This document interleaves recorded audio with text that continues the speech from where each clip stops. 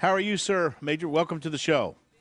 Thank you. Thanks for having me. I'm great. For people who don't know, sir, what part of Arkansas is Jefferson County?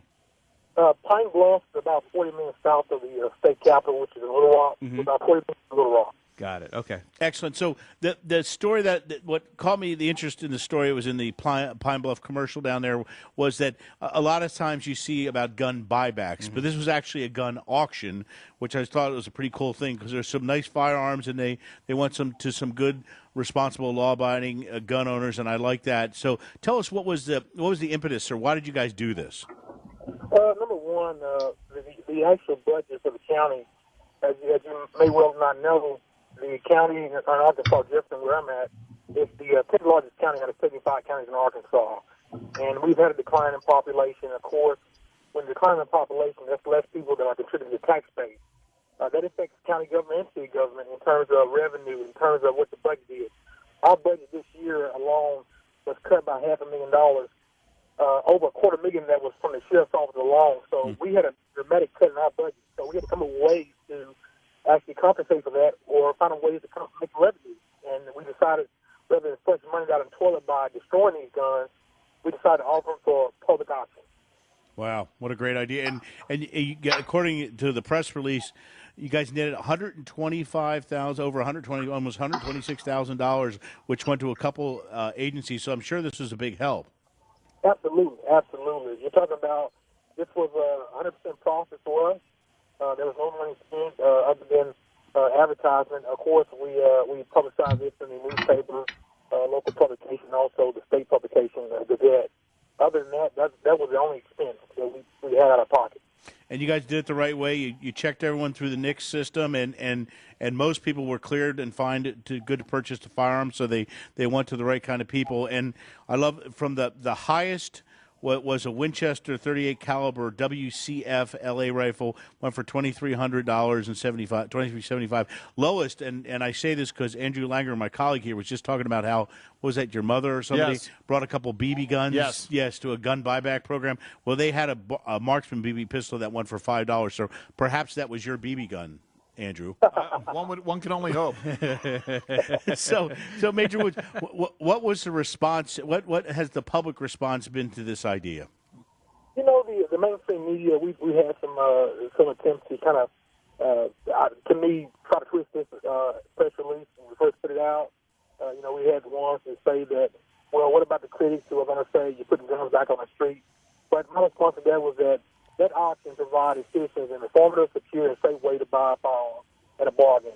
Those going with the highest bidder. We did more than what was required of us as far as the background check. We went to a National Instant Criminal Background Check system, which is formerly called NICS. An individual set up that was actually licensed through the ATF 064. We wasn't required to do those checks, and that check actually provided an avenue to check whether or not these persons or individuals that are potential bidders are going to pass a background check based on whether or not they've been somebody discharged from the military, that they've been assault counseling or treatment for mental illnesses, things of that sort. We didn't do anything that a licensed a person that actually can legally own or possess a firearm and purchase one. You can do it at Walmart, any other gun dealer. So the notion that we're putting guns back on the street. Listen, I made it very clear in my press releases if you were a convicted felon, don't show up. If you had warrants, don't show up. If you can't legally purchase a firearm from Walmart or a licensed gun dealer, don't show up at our auction because we're going to do the same check. And looks like the response was good. 380 registered bidders on the Saturday you held this, so that sounds really good. And a good point you make there, Major Woods, is that this will put for a lot of folks buying a firearm, it's an issue of being able to afford a firearm. So because some firearms are very expensive, this is a good way to put these firearms in people's hands for people who can't afford the more high-end, more expensive stuff. So, so it sounds like you might be doing this again. It sounds like it was a rollicking success. It was. The last time we did this was in 2005, and we netted about $12,000 on that. So if you look at the numbers based on 2005 to date, now, of course, we offered more guns for sale because we had more of them to offer for sale, but, you talk about $125,000, almost $126,000. This was a win-win for us. It was a win-win for the public. those who were legally able to come in and pass a background check and possess a firearm. To me, it was a good day in Pine Bluff, considering that, people talk about, putting guns back on the street, but the United States Constitution gives an individual a right to bear arms. And we promote gun safety, absolutely. Even in addition to selling those guns, we passed out about 600 gun locks for free to the public. There you go, Major. I certainly hope I don't have to wait another 6 years to go and do this, because I know that John and Cameron and I will all get in a car and drive down to Pine Bluff for the next one. I mean, I see, having a camera down there doing an actual setup down, remote down there. Why not? All right. I'll tell you, if you were there, you would see it. This was very elaborate. I mean, if you walk into this, we had this convention center, which is a arena used for special events and ball games, things of that sort. And I mean, stages like we had each camera, each gun that went up for sale for auction actually was not only did they have time to view it 2 days prior to the auction, we actually, the day of the auction, it was so many people packed in that arena.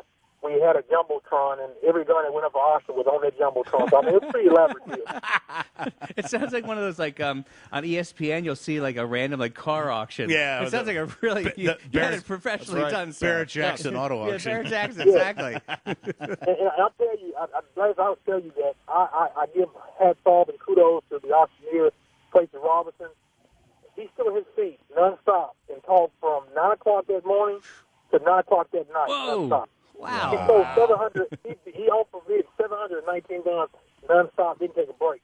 Jeez. That's amazing. That is amazing. That's awesome. All right, Major Lafayette Woods Jr., Jefferson County, Arkansas Sheriff's Office. Thank you, sir, and thank you for what you do every day to protect and serve the folks of Arkansas. Thanks for being with us, and keep up the good work, sir. Thank you for having me. All right. Thank you, officer.